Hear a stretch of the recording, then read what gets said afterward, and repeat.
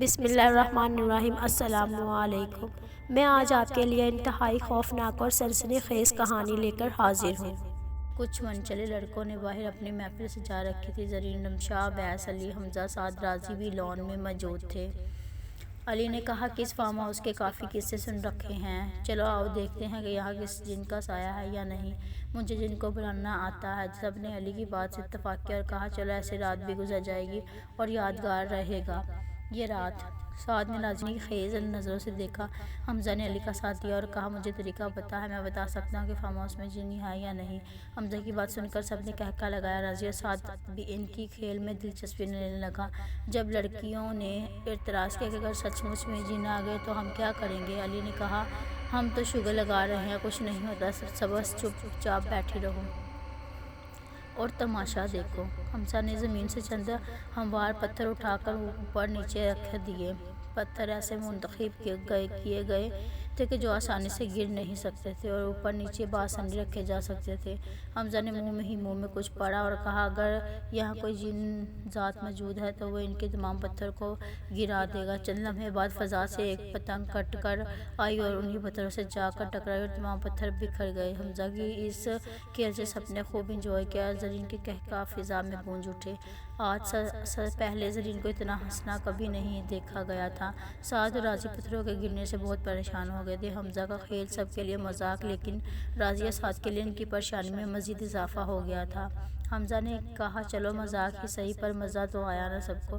رمشا خوفزدہ ہو گئی اور اپنے بھائی راضی کا ہاتھ مضبوطی سے پکڑتے ہوئے کہا حمزہ یہ سچ بھی تو ہو سکتا ہے نا، ورنہ سوچو اتنے ویرانے میں اس وقت جب سردیوں کا 1:30 بج چکے ہیں پتنگ کہاں سے اڑ کر آ سکتی ہے۔ سعد نے سب کو غصے سے اندر جانے کو کہا کہ کل بارات ہے زرین کی اور سب کو جلد اٹھنا ہے، بہت سے کام نپٹانے ہوں گے۔ دونوں نے اپنی موجودگی میں سب کو اندر بھیج کر تمام بیرونی دروازے بند کر دیے۔ سرمد آغا نے سرمد آغا سے کہا کہ شکر ہے آج پہلا دن خیریت سے گزر گیا اور کوئی ناخوشگوار اثر رونما نہیں ہوا۔ سرمد آغا نے کہا کہ ناخوشگوار واقعہ پیش ہو چکا ہے، لیکن میں نے کسی کو کانو کان بھی اس بات کی خبر نہیں ہونے دی۔ سرمد آغا کی آنکھیں حیرت سے کھل گئی اور بولے کہ ایسا کیا ماجرا ہوا ہے۔ سرمد آغا نے بتایا کہ جب زرین مجھے کہیں نظر نہیں آئی تو میں خوفزدہ ہو گیا تھا۔ میں بھاگ کر اندر آیا تو دیکھا ہماری ملازمہ زمین پر زخمی حالت میں پڑی تھی۔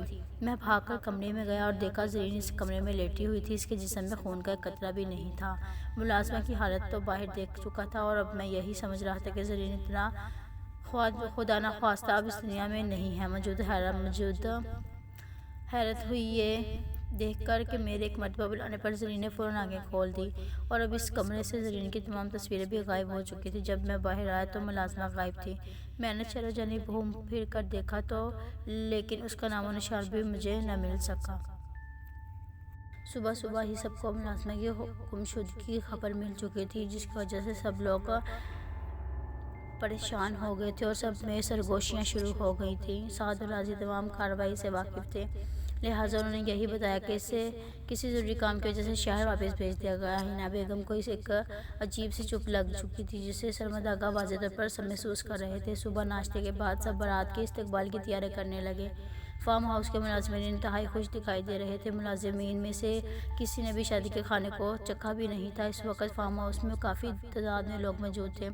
جگہ بہت کھلی اور کمرے بے شمار تھے۔ فارم ہاؤس میں سب کچھ موجود تھا سوائے آئینے کے۔ لڑکیوں کو تیار ہونے کے لیے آئینے کی جب ضرورت پڑی تو پورے فارم ہاؤس میں کوئی بھی آئینہ نظر نہیں آ رہا۔ رمشا نے ملازمہ کو بلا کر آئینہ مانگا تو اس نے کہا بی بی جی یہاں کے تمام آئینے وقت گزرنے کے ساتھ اندھے ہو چکے ہیں، تو لڑکیاں یوں ہی اندازے سے تیار ہوں۔ آج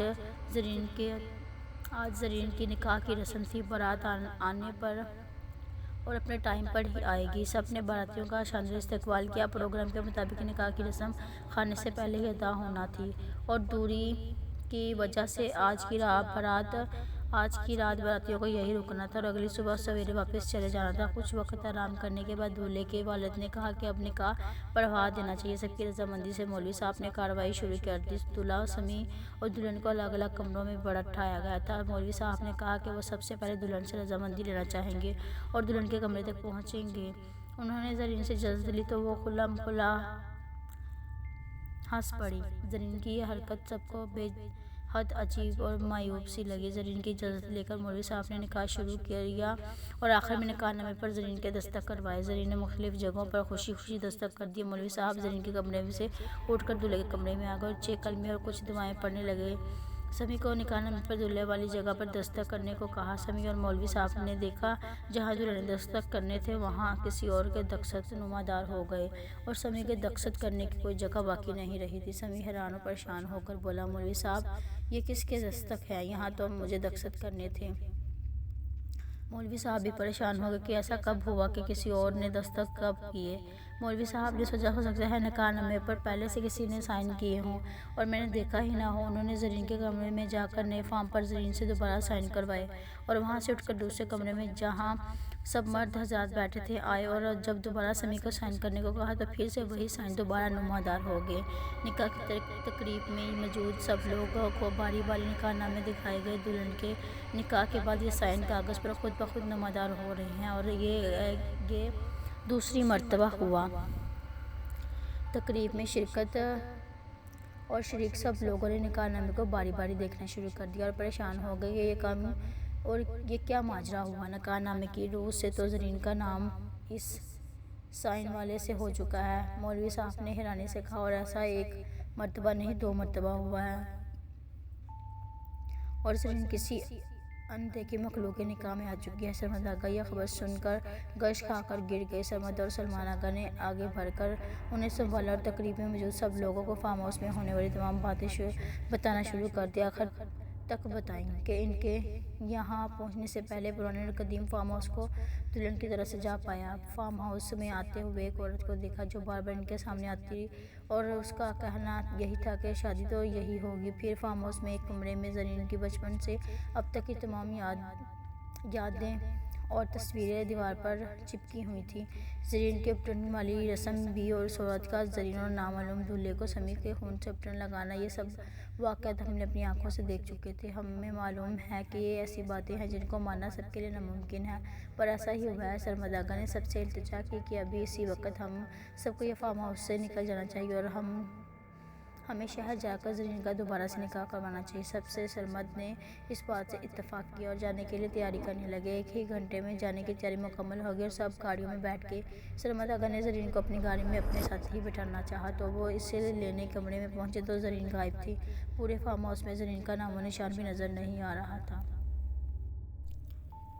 زرین کی گمشدگی کی اطلاع سب کو معلوم ہونے لگی۔ حنا بیگم، سرمد آغا دکھ اور غم سے نڈھال ہو چکے تھے۔ فارم ہاؤس کا چپا چپا چھان مارنے کے باوجود زرین کا پتہ نہیں چل سکا۔ دولہا، سمیع اور باراتیوں نے بھی ہر جگہ ڈھونڈنے میں مدد کی۔ کچھ کا کہنا تھا کہ یہ کہیں خدا نخواستہ کوئی جنگلی جانور نہ اٹھا کر لے گیا ہو، لہٰذا ارد گرد کے تمام علاقے کو دیکھا گیا۔ سب مایوس ہو کر واپس لوٹ آئے۔ رات گئے، سب تھک ہار کر فارم ہاؤس واپس آ گئے۔ پریشانی اور دکھ سے سرمد کی حالت تشویشناک ہوتی جا رہی تھی۔ سعد اور راضی نے کچھ لوگوں کو ساتھ لیا اور ملازموں کے اس کمرے میں پہنچ گئے جہاں انسانی ہڈیوں کا انبار لگا ہوا تھا۔ وہیں انہوں نے ملازمہ کے پھٹے کپڑے دیکھے اور یقین کر لیا کہ اس کی ہڈیاں بھی یہاں سے ملیں گی۔ راضی کو شک تھا کہ کہیں زرین کے ساتھ بھی ایسا حادثہ نہ ہو۔ یہ سوچ کر اس سے جھرجھری سی آ گئی اور اس کی آنکھوں سے آنسو نکل پڑے۔ ساری رات کے گزرنے کے بعد کسی کو احساس تک نہ ہوا کہ صبح کی روشنی میں ایک مرتبہ پھر سے زرین کو ڈھونڈنے نکلے۔ واپسی پر سب نے دیکھا کہ فارم ہاؤس کی روشنیاں، رونق، قیمتی سامان سب ختم ہو چکے تھے۔ فارم ہاؤس اپنی اسی پرانی اور بسیدہ حالت میں آ چکا تھا۔ ارد گرد کچھ گھر بھی دکھائی دیے گئے۔ فارم ہاؤس میں ایک ایک لمحہ صدیوں پر محیط دکھائی دینے لگا۔ سمیع کے دل میں کچھ شک سا آنے لگا۔ وہ اکیلے ارد گرد کے علاقے دیکھنے نکل گیا۔ چلتے چلتے وہ جنگل کی طرف بڑھنے لگا۔ جنگل کے بیچ جا کر اسے گھنگروں کی آواز آنے لگی۔ سمیع نے آواز کو سن کر اس سمت چلنے کا فیصلہ کیا۔ کافی دور پیچھا کرنے کے باوجود وہ آواز کے قریب پہنچا تو دیکھا زرین عروسی لباس میں ملبوس خراما خراما چلتی جا رہی تھی۔ اس سے قبل سمیع اسے آواز دیتا ظہر کی نماز کا اذان کا وقت ہو چلا تھا۔ مولوی صاحب نے فارم ہاؤس کی لان میں اذان دی اور سب کو نماز کے لیے اکٹھا کیا۔ تمام لوگ صفوں میں باندھ کر نماز کے لیے کھڑے ہو گئے۔ مردوں کی صفوں سے پیچھے خواتین نے بھی اپنی صفوں میں ترتیب دی اور سب نے باجماعت نماز ادا کی۔ نماز کے بعد مولوی صاحب نے سرمد آغا سے کہا، آپ لوگوں کی باتوں سے اور زرین کی بیٹی کی اس طرح غائب ہو جانے سے صاف ظاہر ہے کہ اس فارم ہاؤس میں جنات موجود ہیں۔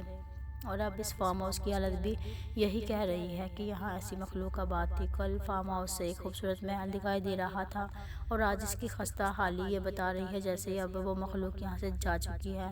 جہاں تک میں سمجھ سکا ہوں وہ یہ ہے کہ زرین بیٹی کا نکاح کسی جن زادے سے ہوا ہے اور وہ اسے اپنی دنیا میں لے جا چکا ہے۔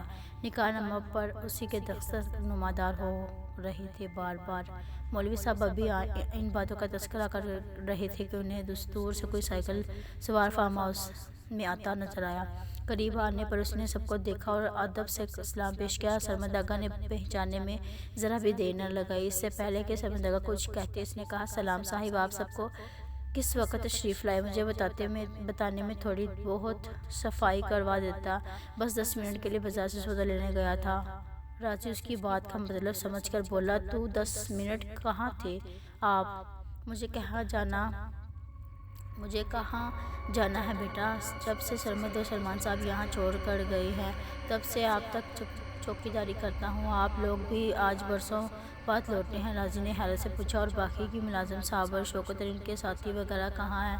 ان کو دنیا سے گئے ہوئے سوانح بیت گئے ہیں۔ آپ نے تو برسوں یہاں رخ ہی نہیں کیا۔ میں سب بتاتا ہوں، آپ آرام کر لیں، ابھی تھکے ہارے تو پہنچے ہیں۔ لیکن بابا، ہم کو آج چوتھا دن ہے، راضی نے جان بوجھ کر کہا۔ چوکیدار نے ہنس کر کہا، میں نے برسوں نمک کھایا ہے آپ کا، میں نمک حرامی نہیں کروں گا صاحب۔ میں ابھی 10 منٹ پہلے ہی تو گیا تھا اور آپ لوگ میرے بعد ہی تو آئے ہیں۔ پھر اس نے اپنی بیوی کو آواز لگائی، زلیخا ادھر آؤ، دیکھو کون آیا ہے۔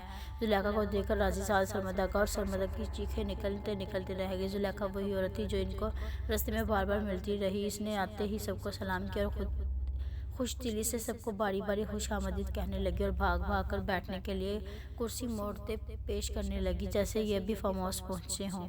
یہی تھی جو ہمیں راستے میں ملی تھی، جنہوں نے کہا تھا کہ شادی تو یہیں ہوگی۔ سعد نے شور مچا دیا۔ حنا بیگم نے زلیخا کو پانی کے بہانے یہاں سے بھیج دیا تو راضی نے کہا، اس عورت کو جانے مت دیں، یہی ہمیں بتائے گی کہ اصل بات کیا ہے۔ سرمد آغا نے اس کو بات آیا کہ ہم پچھلے 4 دن سے یہاں ہیں اور ہماری بیٹی زرین یہاں کھو چکی ہے۔ ملازم رمضان نے بتایا کہ صاحب جی، آپ نے تو بہت زیادہ دیر کر دی، زرین کو دفنائے ایک زمانہ بیت گیا ہے۔ زرین کی پیدائش کے بعد آپ لوگ یہاں سے چلے گئے تھے، اتنے برس تک کوئی یہاں بھی نہیں آیا۔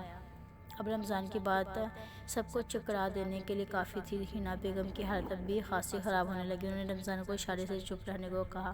فارم ہاؤس سے زرین کے بغیر میں یہاں سے نہیں جاؤں گا، ہرگز نہیں جاؤں گا، سرمد آغا نے روتے ہوئے کہا اور انہوں نے رمضان کو مختصر ساری بات بتائی۔ بات سنتے ہی زلیخا اور حنا بیگم کی نظریں آپس میں ملیں اور دونوں